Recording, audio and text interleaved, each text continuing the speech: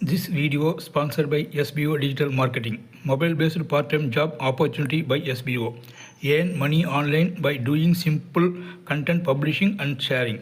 For more details, WhatsApp your name and qualification to 999 410 4160.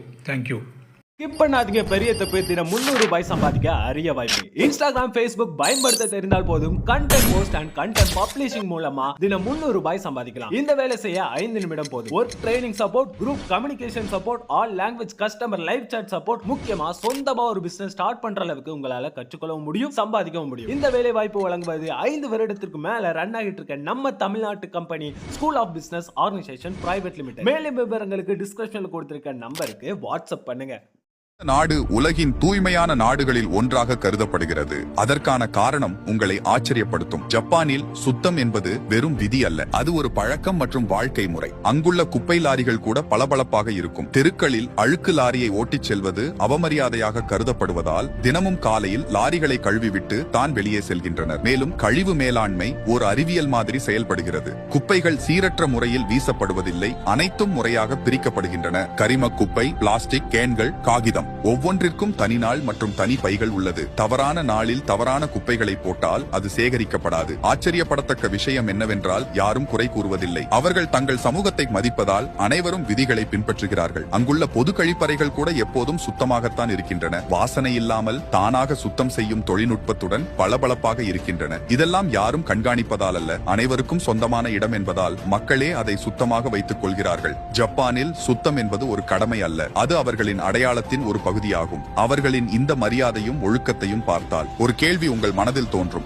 அவர்களால் முடிகிறதென்றால் நம்மால் ஏன் முடியாது என்று. நீங்கள் வளர்ச்சியை ஃபாலோ பண்ணாம இருந்தால் மீண்டும் எங்களை பார்ப்பது அரிது. ஏற்கனவே ஃபாலோ பண்ணிருப்பீர்கள் என்றால் கங்க்ராச்சுலேஷன்ஸ், நீங்கள் ஒவ்வொரு நாளும் புதிதாக ஒன்றை கற்றுக்கொள்கிறீர்கள்.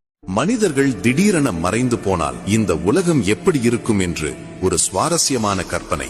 மின்சாரம் உற்பத்தி செய்யும் நிலையங்களில் பணிபுரிய யாரும் இல்லாததால் சில நாட்களிலேயே மின்சாரம் துண்டிக்கப்பட்டு நகரங்கள் இருளில் மூழ்கும். காடுகளிலிருந்து விலங்குகள் நகரங்களுக்குள் நுழைய ஆரம்பிக்கும். சாலைகளில் மான்களையும் நரிகளையும் சாதாரணமாக பார்க்கலாம். குழாய்கள் வெடிக்கும், பாலங்கள் இடிந்து விழும், ஏனென்றால் அவற்றை பராமரிக்க யாரும் இருக்க மாட்டார்கள். ரயில்வே தண்டவாளங்கள் துருப்பிடித்து புல் செடிகள் முளைத்து ரயில் பாதை இருந்த சுவடே தெரியாமல் போகும். மனித நாகரிகம் முழுவதுமாக இயற்கையால் விழுங்கப்பட்டிருக்கும். கான்கிரீட் காடுகளாக இருந்த பெருநகரங்கள் அடர்ந்த காடுகளாக மாறியிருக்கும்.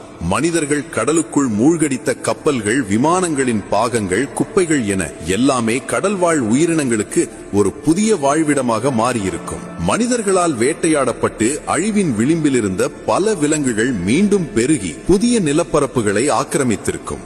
இறுதியாக மனிதர்கள் இல்லாமல் போனாலும் இந்த பூமி இன்னும் உயிரோட்டமாக, அழகாக, தன்னிறைவாகவே இருக்கும். நாம் ஒரு பகுதியாக இருந்தோம், ஆனால் நாம் மட்டுமே உலகமில்லை என்பதை இந்த கற்பனை பயணம் நமக்கு உணர்த்துகிறது.